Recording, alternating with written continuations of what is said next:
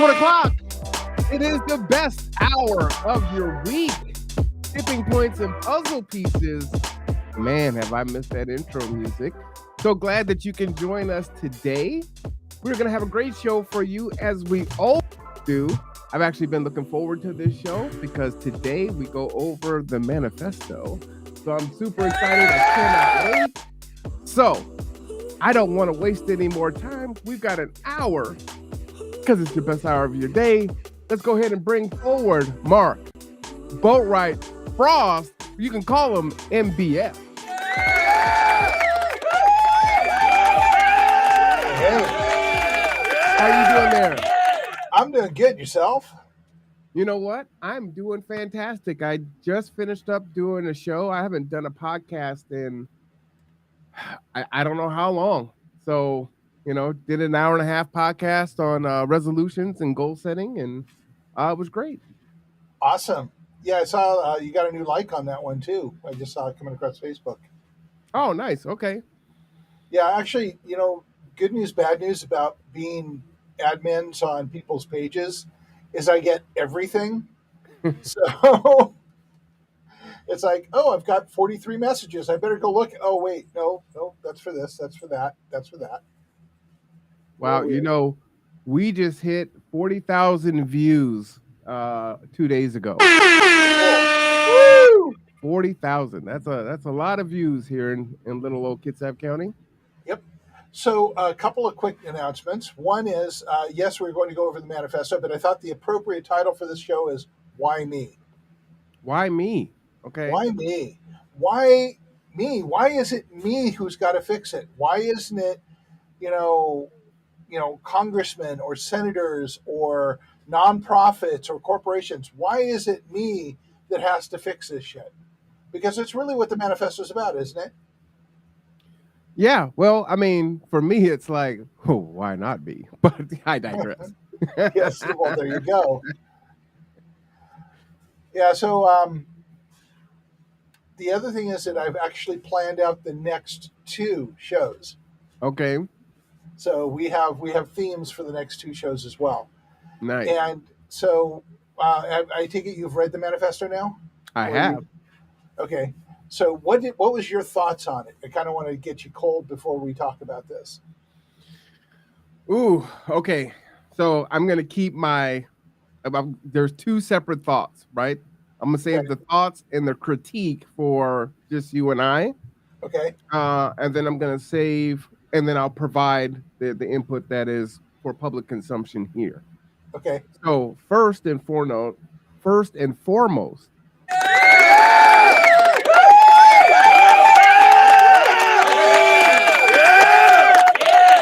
you need to get a full applause there. When you folks get access to it, understand that putting together just even random thoughts takes time and effort. Putting together something that is coherent, that is connected, that covers the gambit thoroughly is a very difficult thing to do. And while many of us have these own goals to do those types of things, very few of us ever embark on starting, let alone completing it. So first and foremost, applause and recognition for that. That's a tremendous output there. Now, the other thing that I would say is this.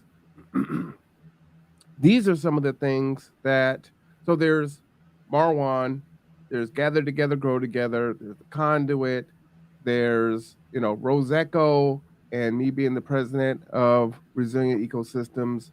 There's, Mark and Marwan.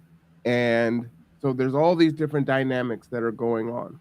And as I shared with many of you, what intrigued me about Roseco was the future, right? And forward thinking and understanding that we need to do some things now.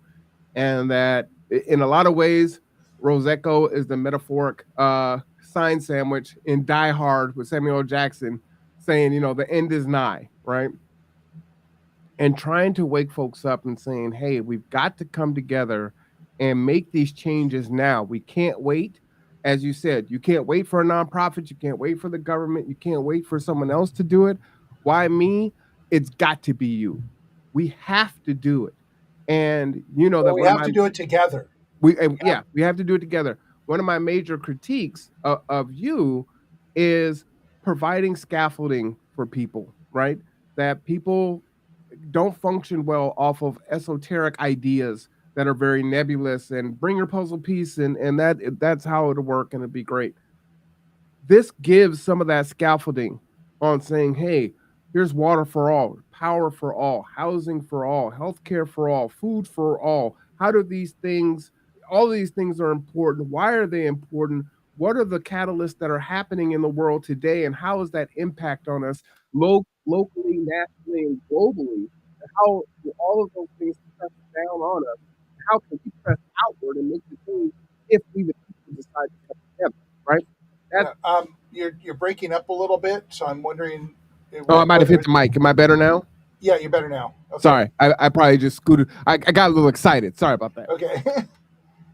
But how those pieces, both locally, nationally, and globally, impact us internally, but then how we can turn that back around and impact out in the other direction and how important that is. But again, one of my biggest critiques is the scaffolding that people don't know where to start. They don't know, I might want to do something. I don't know what knowledge, skill, or ability, what talent do I have that I can bring to the table, and so there's this fear and this hesitancy, and people do want it written down for them. Okay, step one, step two, step three. And while this is not necessarily that, it is some scaffolding to say, hey, these are the critical issues and these are the things that we need to work on now, not only for our personal generation now, but for our children, our grandchildren, and further down the road, right? Because otherwise, what's the point? What's the point of it all, right? If you're like, you know what, I'm just gonna use the hell out of the planet and get what I can get, and hey, my children will just have to deal with it. And it doesn't matter how crappy the world is when I'm gone because I'm not here. And if my children have children, well, that's on them. I'm not here. So those things are important. So those are my initial thoughts on that. So, did it scare the hell out of you? No, because for we've known each other for what, a year and a half now. Are we going on a Oh, year and a half? 2 years. So there was nothing new in there for me. But again, I'm in it. You know what I'm Yeah. saying? So there really shouldn't be. Um, but that would go for my private critique later because there's Yeah. some things that I want to be able to build from and then to also articulate and speak from, especially should I, win the election as city council, because I really do want to steer, the things that Rezeco is talking about in while I'm in that position, right? It's a short time, maybe I'm only there for 2 years, but in those 2 years, we have to look at Cascadia Rising. We have to look at resiliency. We have to look at the fact that we're going to be in trouble on this peninsula, right? They're talking about paving the highway coming in, and Rob was telling me if they cut off both exits, they may make it to where if you're coming from Port Orchard, you're going to have to go to Silverdale to get back into Bremerton, right? Yeah. But think about how easy it is to cut us off from resources and access, right? And a lot of people aren't thinking about that. And I get it. Life is hard and we're struggling just to survive, but we still have to keep one eye on the future while we're trying to tread water today and look out for the sharks that are in the water with us now. Yeah. So let's make this really personal, really quickly, because Sure. I've been thinking about this lately. And I'm going to start off with a little humor. Are you familiar with the musical The Music Man? I've heard of it, but don't know if I've ever seen it. Okay, so that's the response I have. Being an old fart, I remember a lot of things and have a lot of reference points that people in generations even close to mine have never seen or heard of. hmm And so I have to be careful about that. But I put something on my Facebook page that I thought was very funny. And people basically didn't react to it because I realized most people don't know what I'm talking about. So I took the song from the Music Man about the Wells Fargo wagon coming down the street, bringing something for me, and how everybody gets really excited when the Wells Fargo wagon comes because it could be raisins from Fresno, it could be salmon from Seattle, It could be anything. And this is taking place in the late 1800s, early 1900s. Okay, in River Wow. City, Okay. Iowa. So the Wells Fargo wagon was the way things shipped to you. So I changed the words to be the Amazon van is a coming down the street because we have the same kind of excitement when Amazon shows up with the stuff we ordered, Yeah. right? So think about suddenly, I want you to think for a moment about what we buy locally that is made locally, Ooh. that is provided locally, that we can get reliably locally. I would say aside from, some of the things from our farmers markets, not too much. So if we were going to try and survive something like Cascadia Rising, where the peninsula is cut off, there's nothing here after 2 days. Everything, the markets will be emptied, the food will be gone. There is nothing here that is provided locally. And we don't have a base of manufacturing for local supply. Just think about that for a minute. Yeah, it's a like I said, it's one of the big selling points for me in this particular work. So yeah, we and I get pissy sometimes because I need to get something, and I can't go to the local Fred Meyer. I can't go to the Walmart. I can't go to Target. I can't go to any of the stores and find it, and I have to go to Amazon because they just don't have it locally. Lowe's is one of my favorite examples of this. I go to Lowe's. I've probably been to Lowe's 10 times this year. I have not yet found the single thing that I was looking for. Wow. So I walk in there, I wander around, and I leave without buying anything. But I go to McClendon's Hardware and I can get it right away. But most of the time, I end up ordering it from Amazon or someplace else. See, that's my issue with the lack of Radio Shack. Yeah, Now that I'm into all these electronics and podcasting, I need all of these specialty wires and cables, and you you can't know, get them. I Radio have Shack was right down the street and it was fantastic, and now it's gone. I have a Canon camera that was given to me, and it needs some repair work. There is not a camera repair shop in Kitsap County after COVID. Mm. If I want to get my camera fixed, I have to send it to the East Coast, have them tell me what's wrong with it, and either ship it back, and I have to pay shipping both ways, and then I have to pay for repairs if they can repair it. The choice of people repairing that or getting help for this disappeared during COVID. Well, not only that, but everything is disposable now, right? Yep, They literally build products with failure dates in it instead of making it built to last. Like, okay, my computer's going to fail in about 18 months. It's going to start running crappy. This car is going to start breaking down in about a couple of years, and like clockwork. And I don't remember when it was. It might have been like maybe 15 years ago where that started to happen. Maybe it was like during the 30. Windows It was, it 7 was era. actually it was actually about 30 years ago. Was it 30 years? Yeah, Well, and that's when manufacturing started talking about planned obsolescence. so I'd Make been it, too young to I'd yeah, only been 20, so I wouldn't have been paying attention to it then. But, yeah, around 25, hitting 30, then it would start to be, man, I used to have this forever. Now I need a new iPhone next year? Really? yeah. I have a Craftsman drill that's 50 years old that works just fine, Mm-hmm. and I have a Craftsman drill from about 20 years ago that works fine. I haven't bought a new drill since, but they don't like you to do that. They want you to buy a new drill every couple of years. Every year would be better for them. The trouble is that let's do some math.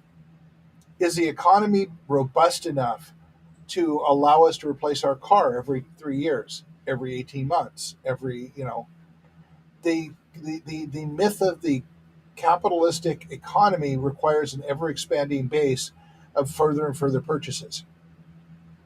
That means money has to be flowing through the economy. Money hasn't been flowing through the economy for almost a decade. It's been going up to the top. I mean, you hear Bernie Sanders scream about it, but it's just math. I mean, no matter what you think about Bernie, it's math. The money is going to the top 10% all the time, and there's not enough money flowing through the economy. So this Saturday, I'm shifting gears just a little bit. And speaking of Amazon, I have a package coming in from Amazon today that has 2 games of Jenga. Of Jenga. Jenga. Now you're familiar with Jenga? I am. Okay, so essentially, for those who don't know Jenga, it's wooden blocks that are stacked up in a tower, and the game is for you to pull a block out, and not have it collapse. You see these hands? Uh huh. Not the greatest Jenga player. Well, this is a special game, and we're going to be playing it on Saturday at G2 for the workshop Oh, because we're going to nice. be talking about the economy. Mm-hmm. And the top of it is going to be blocks that have word. All of them are going to have words on them, but the blocks at the top are going to have happy words. As you get further down, you're going to have things that have happened historically that have rocked the economy and how it's been built upon as you get closer and closer to the bottom until it's impossible for it not to collapse. Is that a metaphor for you for what we're talking about? Yeah, I like it. I like it. So on the top, we're going to be talking about post World War II. And I could go back further, but I'm going to start there because it's easy. You Mm-hmm. know that golden age that the conservatives always talk about when they're not talking about wanting, white supremacy coming back. They're talking about the populace of the white age, of the golden age. You know what that was really from? What's that from? Post-war taxes. After World War II, where we were taxing corporations up to 90% of their profits, and wealthy people up to 90% of the profits to support the war effort. Those taxes stayed in place until the 1960s. Really? And we built our entire infrastructure in this country on those taxes. All the highways, all of the dams, all of the electrical infrastructure. Remember back when electricity was part of the government provided electricity before we deregulated and decentralized and made it a privately held thing? Well, all of those are actually Jenga blocks. And we talk with the ones at the top. It says, you know, a man could go buy, or in this case, a man could go buy a house with his income as a worker and have a home for him and his family. His wife could stay home with the child. Now, again, for those of you getting all up and wrapped up in everything with me saying man and all of that, we're talking cultural context of the 1950s. All right. We're not talking about cultural context of today. Keep it in context. Um, We're all intellectually honest here. We got a yeah. smart crowd. So we had the ability to have a one income cover the entire family and have the nuclear family. That was the idea that we're still trying to sell today, but the parameters of that disappeared in the 1970s. All right. So until the 1960s, we had a booming economy. Jobs were readily available, either infrastructure projects or growing corporations, and everyone was thriving. Even the corporations who were being heavily taxed were thriving and hiring people and growing. And then we repealed those taxes and rocked the economy completely. In the 1970s, the financial institutions realized that they couldn't continue with the one person qualifying for the buying a house. So they changed the rules in the 70s so that it required two people to qualify for a home because the inflation of the housing had started to happen because there wasn't the wealth going on, the wealth generation going on. So we moved into that, and then Nixon took us off the gold standard, which means our dollars were no longer backed by the gold in Fort Knox. So how does that all tie together? Well, then they said that our jobs were backed by manufacturing, and here the shell game begins. Shell game where you have three cups and a pea under one, and the pea keeps moving, and you have to guess which one it's under. So we were told that our manufacturing capability in this country was what backed our dollar. So move forward to the Reagan years in the 1980s, and I'm skipping a bunch of stuff in the middle here. But skip to the Reagan years where we allowed jobs to be offshored, and predominantly our manufacturing moved to other countries because our regulations about safety and environment, which was put in place by Nixon, were costing corporations a lot of money to manufacture because they had to do it safely and they had to retool things, and they didn't want to do that, so they went to China. So remember, we live on one planet. I just want in the back of your mind thinking about it doesn't matter what country we're turning dirty and destroying, it affects everybody on the planet. Okay, just keep that in mind. But we offshored those jobs. So if our money was backed by our manufacturing capability, and we offshored all of our manufacturing, what is our money backed by now? Well, the statement was service. Our ability to provide service was what it was. And now, while there's still, you can't offshore your auto mechanic, you can't offshore your waitress. These are not, well, auto mechanic is, but these are not high quality jobs.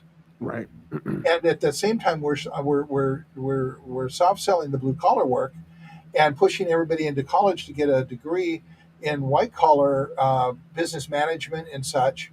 And we don't want our kids to be blue collar workers because it's dirty and everything else. Even though there's good money jobs and extraordinarily necessary, we started shifting our investment into 4 year to 8 year degrees and inflating the degrees to teach our kids how to be business managers so they can work at McDonald's because there's no jobs.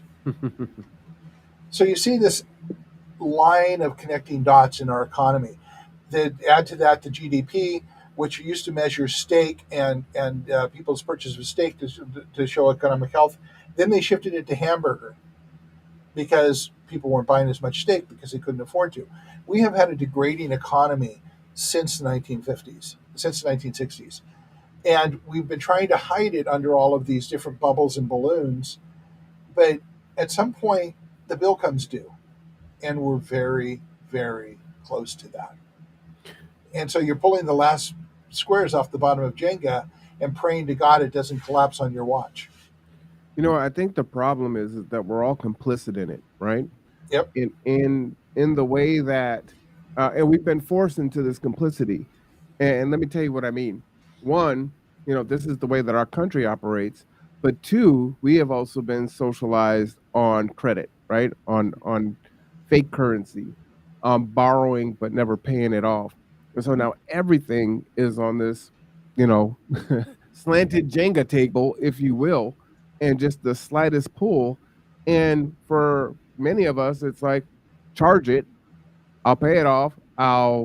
Maybe I won't pay it off. Maybe I'll do chapter 7, chapter 13, or whatever the different chapters are. Well, that's what the government's doing, right? So we're doing it. Student loans for education, loans for healthcare, loans for everything. Mm-hmm. We're complicit. Yep. We are, and we have been trained to do that. Now, let's talk about that for a minute because I talk about that extensively in the document. I talk about the fact that we have been manipulated through our education system, through our religious systems, through governmental propaganda. And I call it propaganda because they keep moving the nut, they keep moving the marble under the thing so that we can't really see what our economy is doing. And they do this so that we don't panic someone says that we're having a great economy. I'm looking around going, homelessness is growing, $15 an hour, $17 an hour jobs are right, but where are the multi-million dollar jobs? We're selling the same and building the same, engineering the same crap that we've been doing for 40 years, 50 years. We're not really innovating anything new. And we desperately need to be. We need to be adopting new technology. We need to be adopting new jobs, but everybody's holding on to money because they think money is going to save them. When that Jenga tower comes down, it doesn't matter what part of the social status you're in, you're coming down too.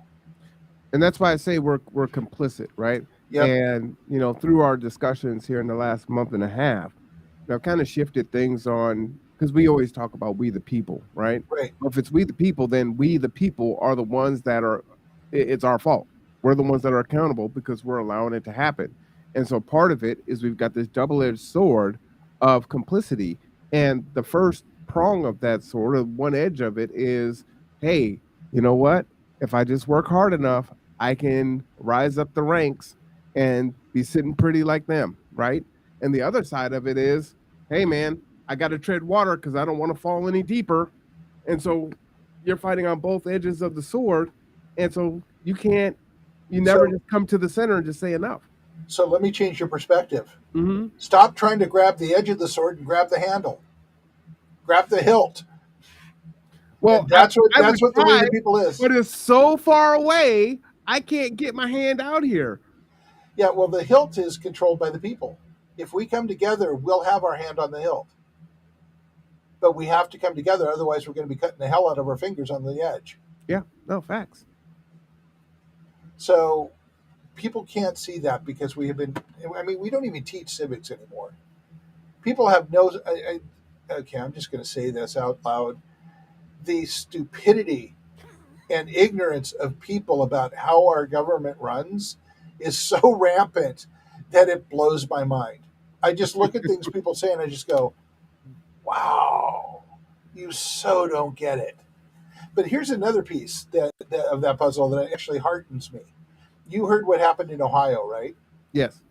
Okay, so to catch people up, of those who don't know, Ohio senators and the Republican Party tried to put forward a Proposition 1 that makes it harder to do a constitutional amendment. They're doing this specifically to stop abortion rights people from being able to make a constitutional amendment in Ohio where abortion is legal.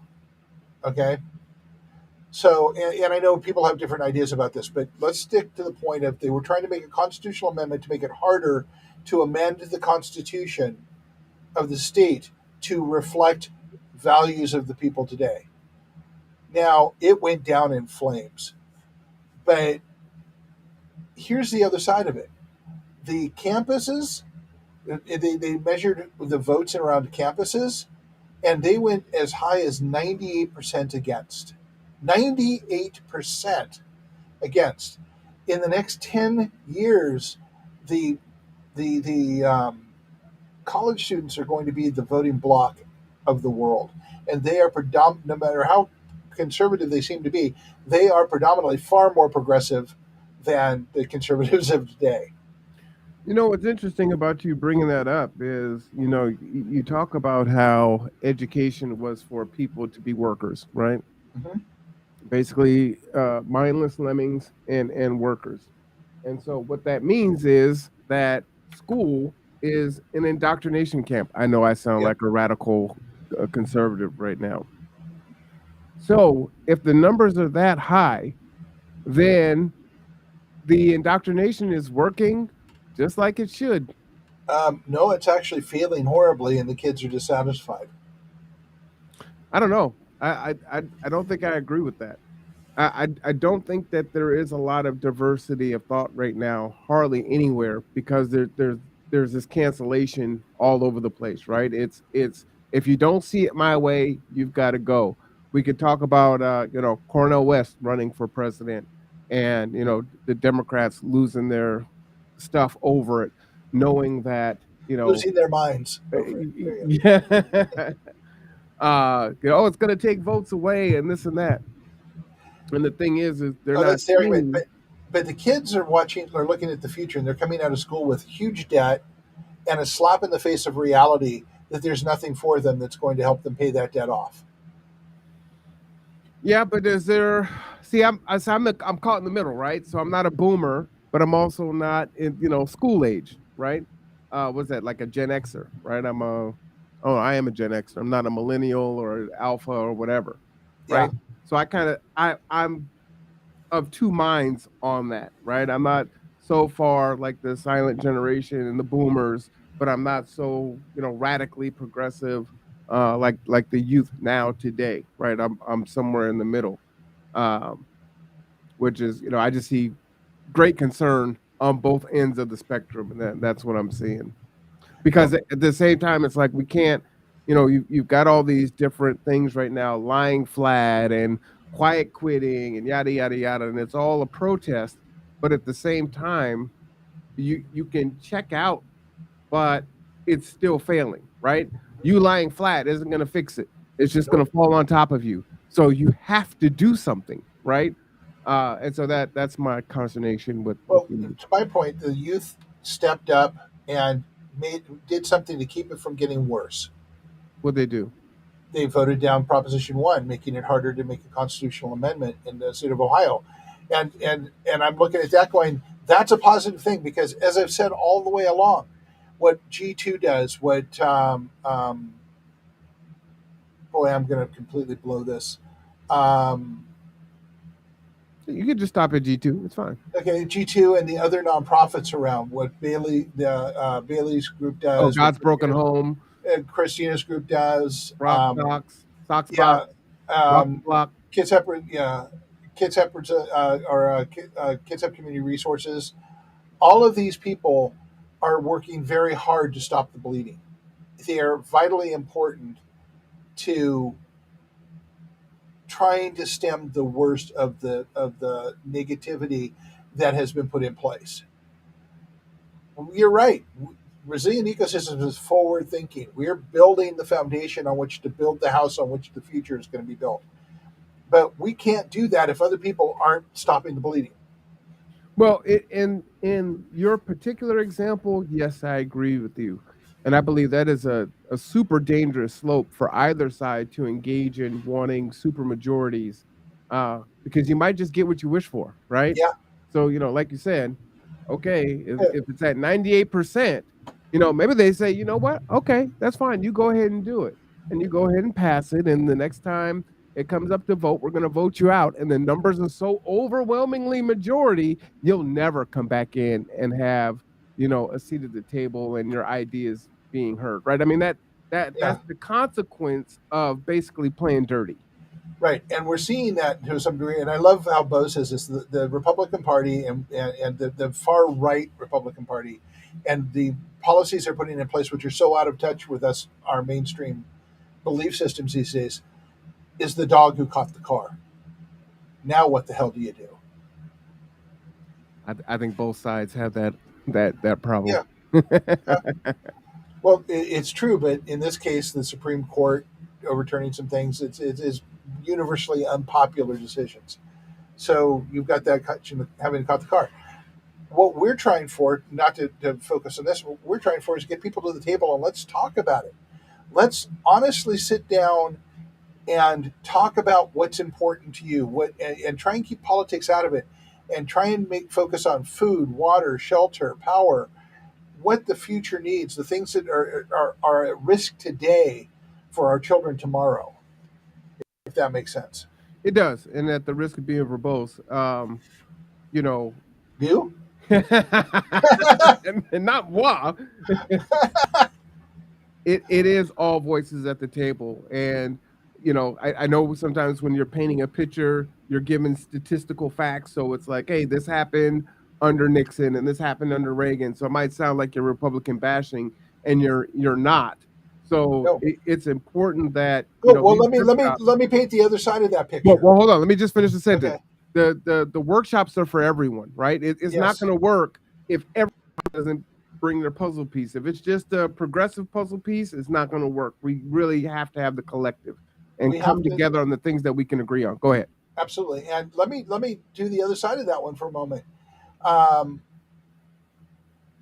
Under Bill Clinton, who is undeniably a Democrat, with the help of Alan Greenspan, who was the head of the Fed at that point, they worked with Congress to overturn Glass-Steagall.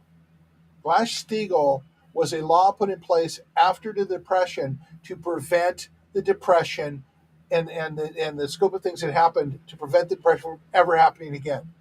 And they decided in their ultimate wisdom in 1998 that we were so far in advance and so far in our humanity that that would never happen again. So we could take those protections away. 9 years later, we had a giant recession that I will call a depression because it is my personal opinion that we had a depression that we have never truly come out of. And it's only going to continue to get worse because it's a giant Jenga game and we're pulling the last logs out. So, yeah, there was Reagan and there was Nixon, but there was Clinton as well, who did the same thing, who damaged the economy. And there is no one side here that is blameless. Um, And we're kind of political, so I'm going to go there. It's my turn now. okay. So, the thing that frustrates me about progressives in the Democratic Party, right, is you know whatever you feel about Trump, if you feel that he needs to be tried for January 6th and everything else, so be it. But right now, that's all I hear, and we're not working in the solution, right? And it's almost that this boogeyman is really turning off a lot of voters who typically vote Democrat, right? And they're seeing that now, especially with black men, right? They're polling and they're seeing that's one demographic, but Hispanics are another group that are shifting away from the Democratic Party. And we have to, it's like, okay, if that's what needs to happen because he broke the law, go ahead, try him, and That's do called the whatever. justice system. But this is all that is being covered right now. And we have Yeah. all these issues that need to be solved. And while this is happening, you've got BlackRock and everyone else buying up all these homes. You have homelessness exploding, and it's Trump, Trump, Trump. Like, I don't want to hear about Trump anymore. Well, that's the distraction. You've heard me say, and I'm going to pull out of this for a second and just say this so clearly because you made a great example. This is the noise that we Hmm. get broadcast at us 24/7 that keeps us distracted from the shells moving around and figuring out where the P is. Oh, look at Trump. Oh, I lost it. Where did it go? And as long as that keeps moving, we don't see the collapse coming because we're too busy paying attention to all the noise. But remember, media companies are owned by corporations. Okay, Yeah. so they're going for clicks. I mean, at the very least, they're going for clicks and trying to get you to pay attention to what they're doing without actually giving any news. And we talked about this a couple of weeks ago. I look at the Guardian.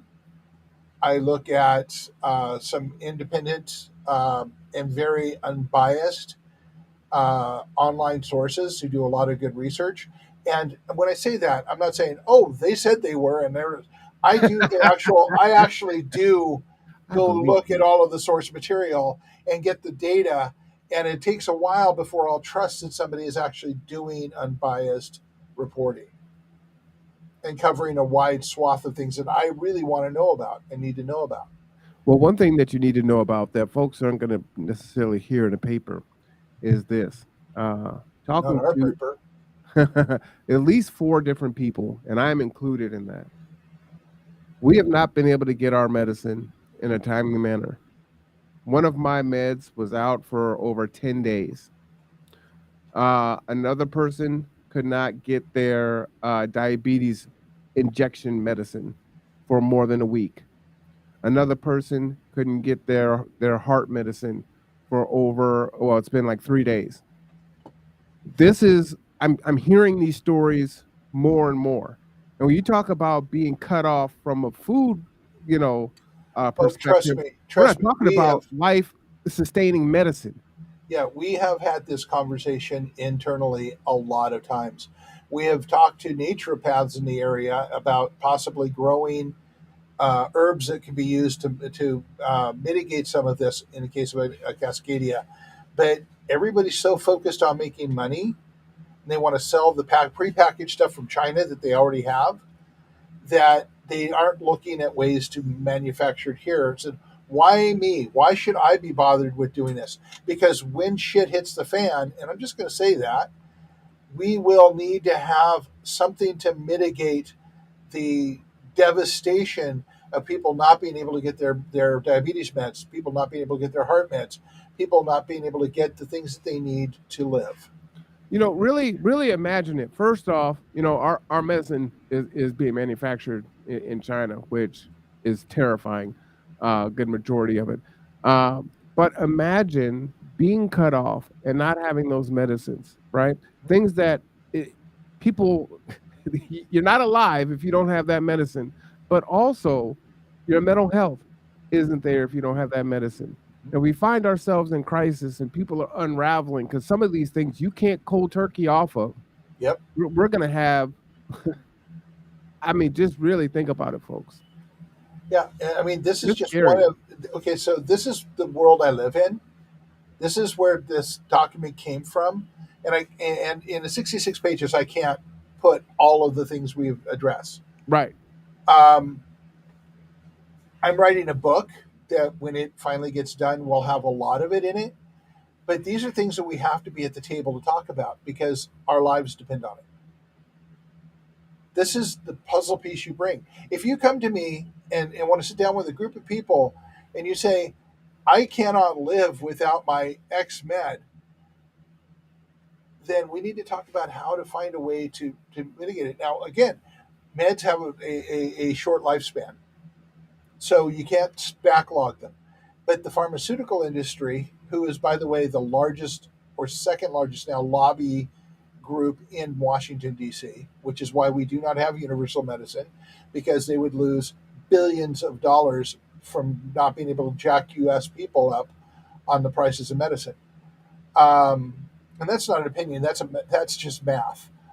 Um, but they have worked it so that the pharmacies here work on a just in time model, which means that they just have enough medicine to not backlog it or have to order anything new for the need of the people. If that need increases, they don't have enough. If the need increases exponentially, like during a disaster, they certainly won't have enough. So And I don't this know if is there are people that have lived through, Katrina and was that Oso and some of the other, well, I mean, we have tornadoes all Sandy, the time, right? Sandy, which took out a lot of New York and flooded the subways.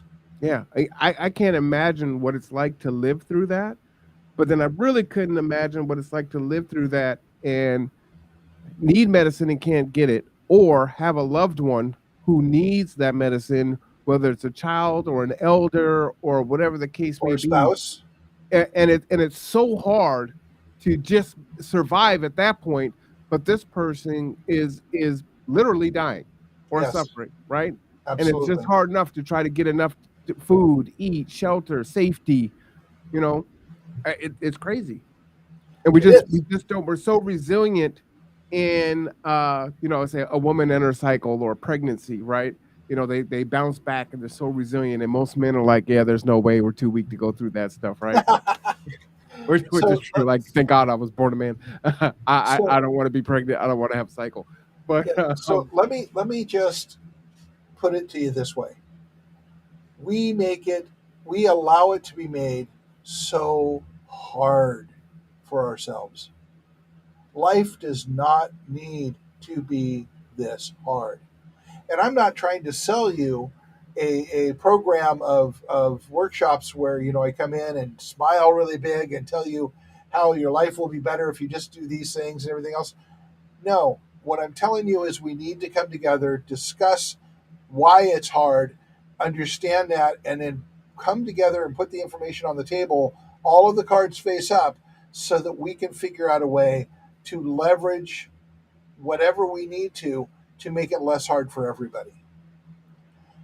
And to clear the table, because I really want people to understand this, and Marwan made a good point. People may think I'm a progressive Democrat. I'm not. Um, I'm not a conservative Republican either. I am a devout humanist. I don't give a damn about politics. What I care about is humanity. What I care about is finding ways to survive the next century and have a thriving humanity at the end. And I see ways we can do that. But I don't have a magic wand. And my superpower is seeing it and putting those pieces together. Your superpower is bringing your problems and your issues to the table so that we can talk about it and find a solution together. well, let me ask you. If we can digress like 5 or 10 minutes before, but I wanted to just ask. In the ticker below, it says, "What are the solutions?" And those that are listening, feel free to type in the chat if you have some. But let's say that you had a magic wand that wasn't all powerful, but it had some level of power. What can we do immediately and tangibly to start to reverse course on some of these things? Okay, so first thing that we needed to have is data, because the lack of data is astonishing. I mean, we have so many water districts here, and nobody seems to have a pulse about what our water tables are doing in Kitsap County, which are on that. So we need data. We need to know what water we have and have a solid look at it so we can make some decisions.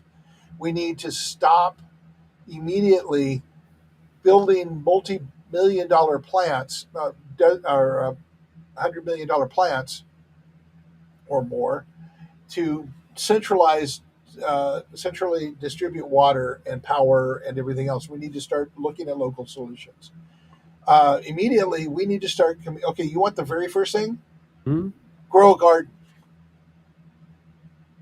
Get your neighbors together and garden. Grow tomatoes. I mean, it's only 3 or 4 months a year, but you can can them, you can preserve them, you can dehydrate them, and you'll have food for the rest of the year. You want it to be secure? Get your food security down. Grow a garden. Support local farms by going to farmers markets and use the CSA program. But come to the table and we can do magical things. And the wand becomes all powerful as we put grow centers in Kitsap County and start creating an entirely new industry where we can create 1,000 jobs in food security virtually overnight. These are instant solutions. Housing solutions. We need to not only look at the fact that we have unhoused and that we look at the expanding rents. We need to come together and say, no, we're done with this now. This is the new model, and we can put regulations in place to prevent this from happening. What is lacking is the will, not the means.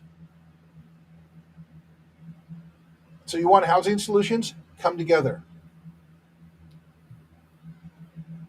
All right. Justin says Yeah, some people do not have yards, or if they do, they are not allowed to have gardens, which is a very true statement. I think we were talking about this last week, right? right. Am I surprised? But coming together, we can find places. Okay, we have Blueberry. That's not anywhere near enough, and it's a Bremerton State Park or a Bremerton City Park. We can't find other places. Marwan, you're on the auditing committee. How much land does Bremerton have that is unused? Oh, well, I couldn't give you those numbers, unfortunately. I don't know exactly. I couldn't Okay, even give you a but ballpark. more than an acre. Oh, yeah. Okay, Definitely. so I'm not saying we use that, but the Kitsap County Parks Department, they have acres of property they cannot use for one reason or another, parking or access or whatever else. There are places where we can garden and we can put gardens in various areas so we can address that, but we have to have people come together and push the need. Well, and I think that's one. The other one is why do they not allow gardens in the yards? I think that's a good question, right? Is that a policy? Is that a city policy or ordinance that was passed? Is that a personal preference from In ours, landlords? in our units, we can't do anything permanent to the yards. We can't grow. We have to have lawns, which by the way are brown because we can't water them now, and our unit doesn't want a lawn, so we have brown dirt and weed in the front lawn because we're not allowed to actually water them and we're not allowed to actually grow anything else there. This is And the property managers decide these things, but we just can change that with enough people. Justin also says housing solution would be disallow Airbnb, abolish hotels and motels. We have more enough houses currently. Huh. I'd like to talk, Justin, again, please join us for Saturday coffee. Would love to have, okay, eminent domain.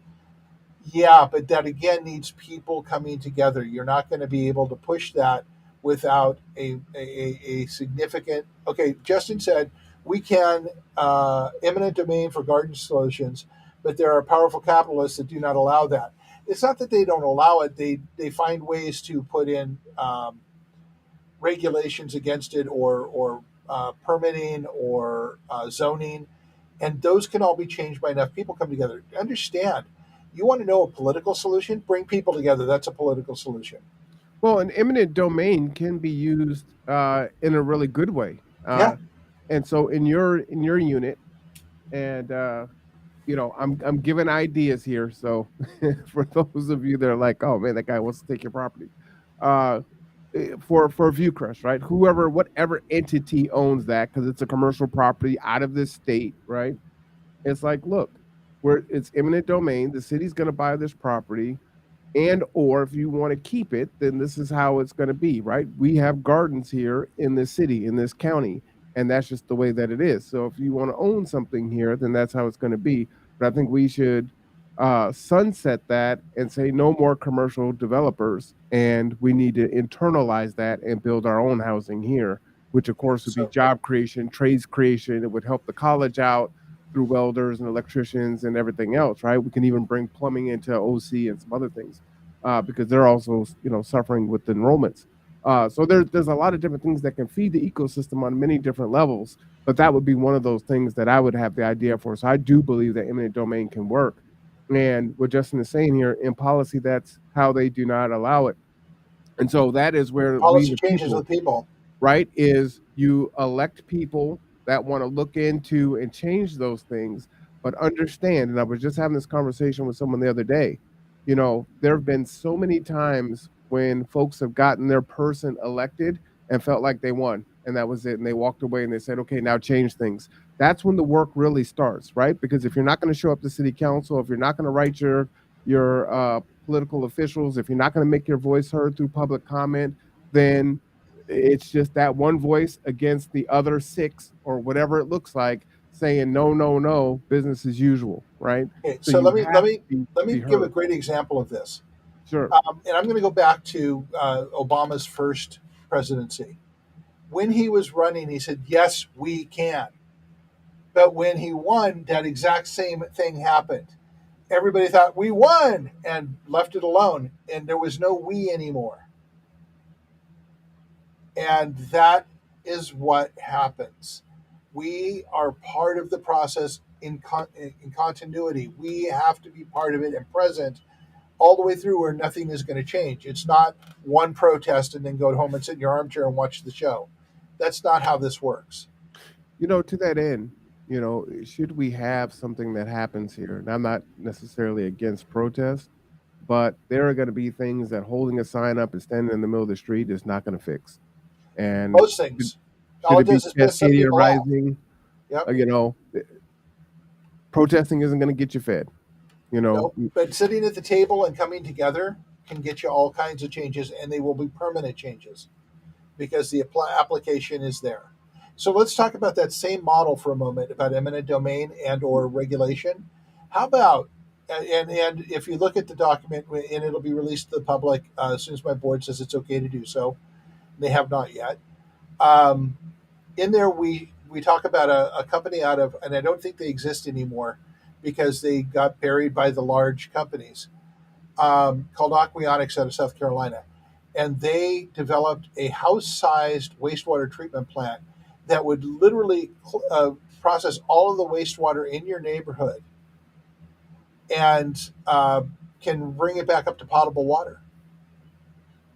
So mm, it's recycling the water.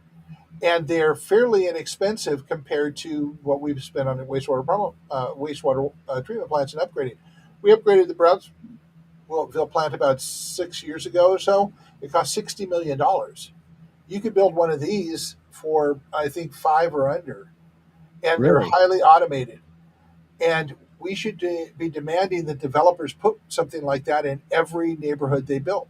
Mm, But we won't because, oh my God, the developers will say no and go somewhere else, and we won't get the money. They use fear of leaving to keep power and to maximize their profit and not have to put any money in. They don't pay for the wastewater treatment expansion that is necessary for all the neighborhoods coming in. We do. They have no responsibility for the infrastructure that is required to put in their businesses for Amazon and or the I'm going to use the ballparks in Seattle and or neighborhoods here. They don't spend money for the infrastructure. They make money and leave. They have no responsibility. Justin says it is the same fear they say about raising taxes. And They with the will same move amount of away. honesty behind it. None.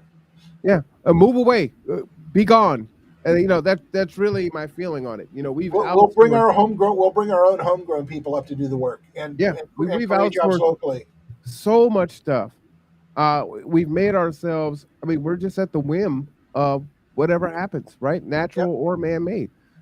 It's tremendously concerning.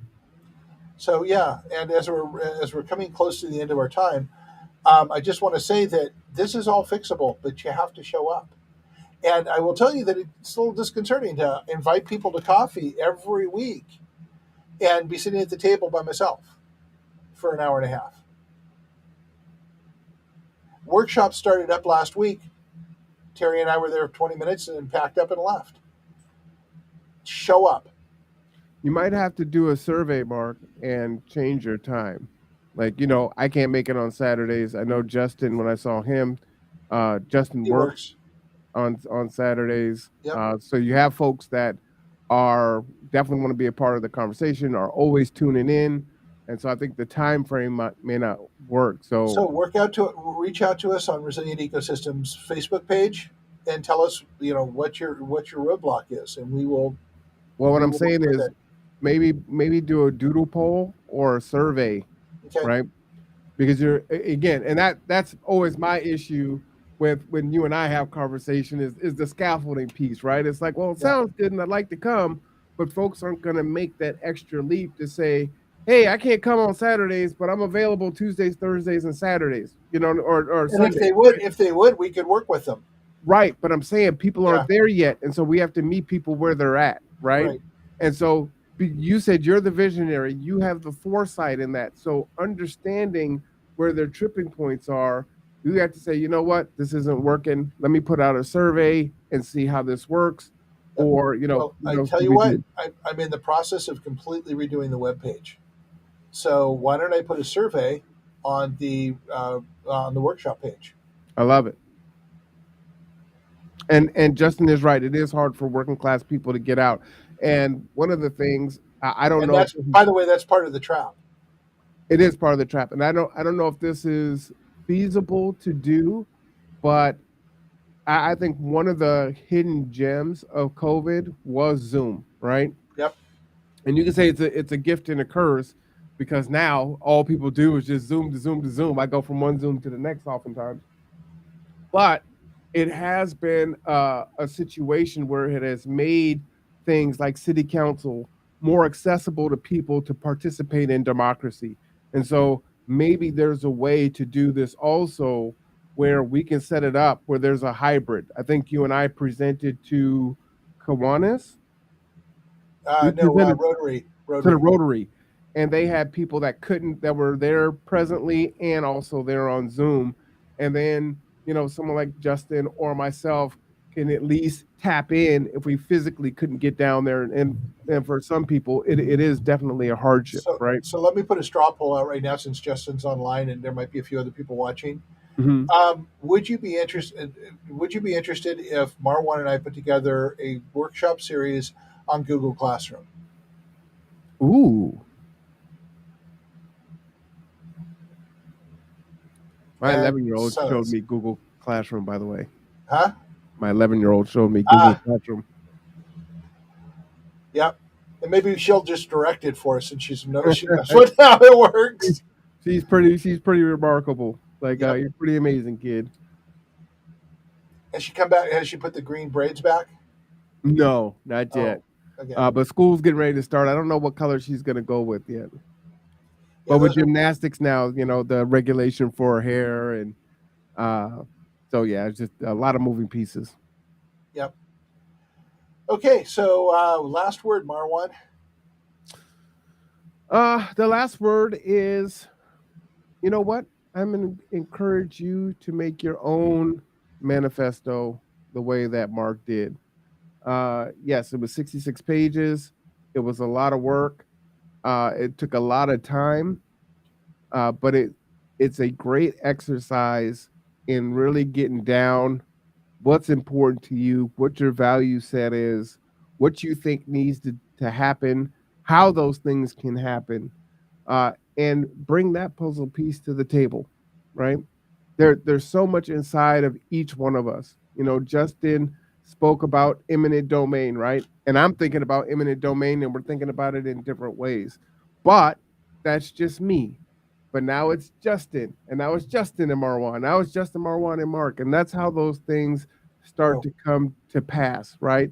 Yep. And even though we're busy and we can't always get somewhere, write down and journal some of these conversations that we're having about what the problems are, what the potential solutions are, because those are things that you can submit also. Like, I can't physically be there, but I can give you this. I can't physically be at the workshops, but I try my damnedest to be here this hour every week to bring my puzzle piece, right? And so those things are important. Justin comes and is in the chat, right, bringing their puzzle piece. So those things are important. Bring your piece in whatever capacity that it is. Be hopeful, but be urgent. Be hopeful, but be urgent. We can't rest on our laurels. We cannot wait for other people to solve the issues. We have to roll up our sleeves and do it now with a sense of urgency. Absolutely. And Justin said he deleted Facebook, so I have one last question for him. What mediums do you use? Because I predominantly use Facebook because it allows me to advertise the events that we have. I'm laughing because you are like-minded individuals. Mark hates Facebook also. God, and it gets worse every time I have to use it. They You are know, not making it easier. and let me just say this to the two of you. I understand that there are, for you, Mark, it's both ways, right? It's not only just the people at Meta and the corporation and their issues and what they do, but it's also the nasty people that are on there. Justin is probably I the don't. nasty people that are on there. But I what I don't. I implore you to don't have. do, I don't have any nasty people because I spend my time screwing with the algorithm to make sure that they don't come to my page. right? Well, what I'm saying is I just implore you to. This is the tool that is there. There are some ways, Justin, that you can block those folks out, but we also want to just go ahead and get rid of, because I'll block. I really don't block anyone. I don't think I have blocked anyone. I have a I'm a couple different breed hundred. in that. Bring it on. Yeah. But um, you can filter out, and then you can decide what you're gonna take on and what you're going to ignore. And enough of a bad thing will have some kind of impact, but take power over it, right? I claim power over this platform. It's a necessary evil. It's a tool that works great for a lot of people, for a lot of families, a lot of elders to stay in touch, and yada yada yada. There are good parts of it, and so just stay in the good parts and ignore the bad parts. I just implore you to do that. A lot of times we'll get rid of resources that can make our lives easier or help us come together, and I think that's part of the trick too. You know, It's a matter of controlling the source, and I work very hard every day at it. But absolutely. but in the end, I prefer just to meet people face on. And I'm kind of jealous that you met Marwan at Pride. I was there as well, but we missed each other. That's because I'm awesome. You know what Well, I'm yeah, saying? you are. Well, thank you. You are too. All right. Well, Okay. that is the final word. We will be back. Let's see. Let me just check here. We will not have our 3 o'clock as I don't have a confirmation. We do have a new um, housing coordinator for the county. He actually has a larger title, but that's Carl Borg. And there is a new Matt Garrett who is working for the housing program at KCR. And his name, if I can find it really quick, is, and they were both invited to be on the housing uh, podcast here at 3 p.m. And I did not hear back from either one. So we will see if we can get them for next month. And I'm just going to hold on there. Just bear with me, folks. Sorry about that. The executive director of KCR sent me a text with the new person. John Nickerson is the new KCR housing person. So it was Matt Garrett. Then it was, oh boy, I'm just really. It's okay. We got the new guy. We got John Yes. Nickerson. Yes, it is. It is John. Yeah. I might as well not even say that. Carla Foster. Sorry about that. Names are important. I'm just horrible at them. But you should also know that because there's a lot of you that watch that use those resources. And so when there are changes and you have no idea what's happening or there's a gap in communication from their side, you need to know that. Anyhow, we'll be back here at 5 o'clock for the study session for the Bremerton City Council. For Mark Boatwright Frost, I am Marwan Cameron. This is Tipping Points and Puzzle Pieces, episode number 76. This is The Conduit. We'll see you next week. Uno, dos, tres, cuatro.